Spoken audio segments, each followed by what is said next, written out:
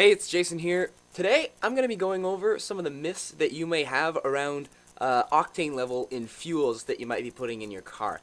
Most specifically, pump gas. When you go gas up to the pump, usually you got these three buttons. You got the 87 octane, you got the 89 octane, and you have the 91. Those are the most common ones that you have.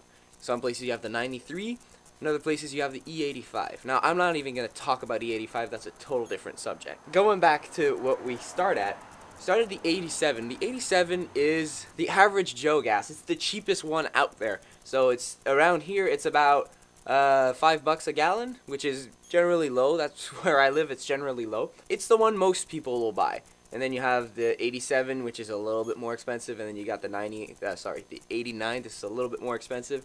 And then you have the 91, which is like the supreme or the premium that you want to call it. Now, okay, we're going to break it down really simply into what octane levels are, okay? Back to chemistry, high school chemistry. You know the triangle of fire, right? You need your fuel that burns, you need your oxidizer to help the combustion, and you need initial heat of ignition.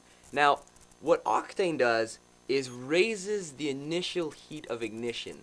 The other two have nothing else to do with that, okay? Oxidizer and fuel, nothing to do with that. Initial heat of ignition. Now, you're probably wondering, okay, well, why do I want something that's harder to light or something that's easier to light? Here's why. Your engine is hot. It's burning fuel, and it's making a lot of energy. The average Joe will tend to drive his car around town, respecting the speed limits, obviously, not flooring it everywhere. So, basically, you're not generating that much heat in your engine. And so, you're not putting strain on your parts that much.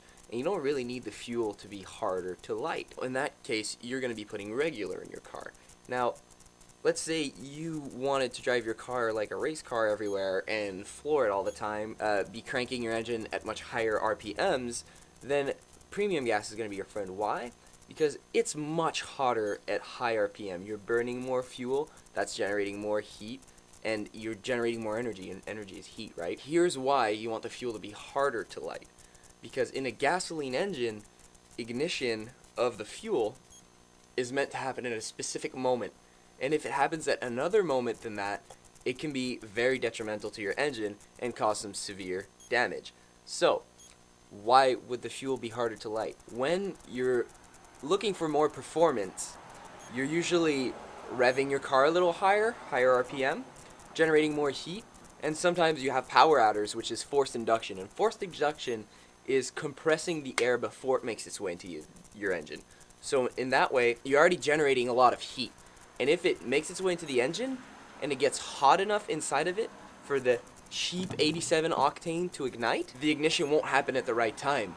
The 87 will ignite and could cause severe damage to your engine. Now, 91 is harder to light. That's why people tend to put it in their more expensive cars. Like, people who drive Corvettes, well, usually they can afford the gas that they put in their car. Corvettes and Lamborghinis. You know, if they're driving around a little faster, a little bit like driving around in their lower gears, making their engines work a little harder and making them a little hotter, then they run more expensive gas in their car and harder to light, because when you're compressing, you're generating a lot of heat and you're giving a lot of energy to the air and the gases inside your engine, right? And so you don't want the ignition to happen before its intended time or after its intended time. So you want to make sure that you have the proper fuel in your car for your driving application. Now, thank you for tuning in. This has been a simple breakdown of the pump gas that you might be putting in your car. Leave in the comments below what you thought premium gas was. I used to think it was a gas that was more refined, and usually that has nothing to do with it. There probably is going to be other videos about the operating cycles of a four-stroke engine, simple videos, and the operating cycle of a diesel engine. All of this will relate to that. Thank you for tuning in. Leave a like, leave in the comments below what you thought premium gas was, and definitely think about subscribing if you're tuning in for the first time. And I will talk to you later.